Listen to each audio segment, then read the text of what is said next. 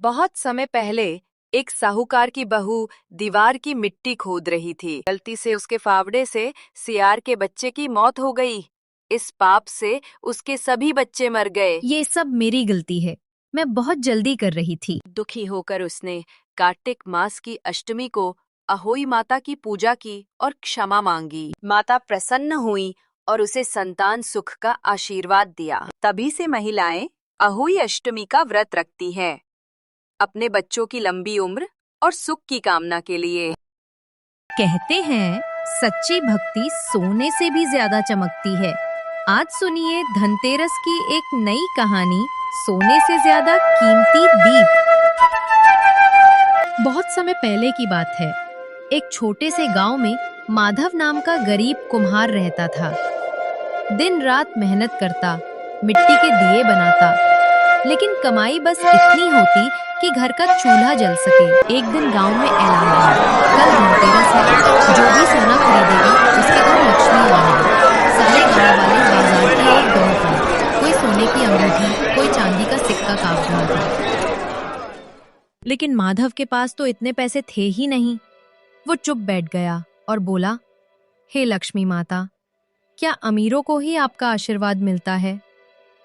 रात ढल रही थी, तभी उसकी छोटी बेटी चंपा आई और बोली, बाबा, क्या आज कोई दीप नहीं जलाएगा? माँ कहती हैं, दीप जलाने से माँ लक्ष्मी आती हैं। माधव मुस्कुराया, मिट्टी उठाई और कांपते हाथों से एक छोटा सा दिया बनाया।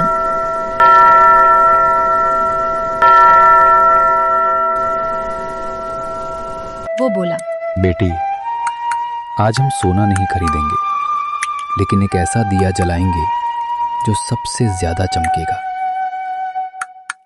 रात के अंधेरे में अमीरों के महलों में रोशनी थी, पर माधव का दिया उसके टूटे घर के सामने टिमटिमा रहा था।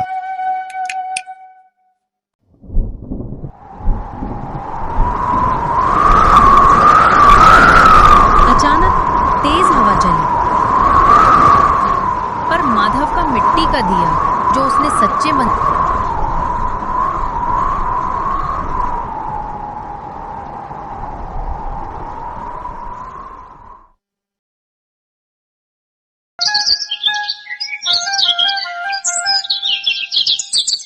सुबह जब लोग जागे तो देखा माधव के आंगन में सोने की रोशनी फैली हुई थी।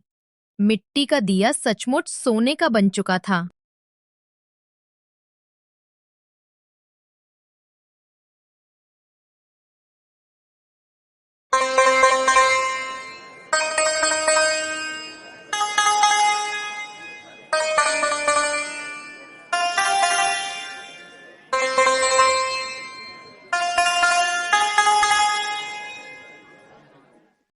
गांव भर में खबर फैल गई।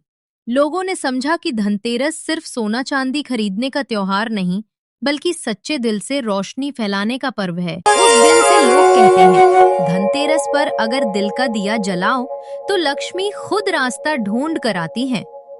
धनतेरस पर सोना नहीं, सच्चाई और भक्ति का दीप जलाओ, वही असली समृद्धि है।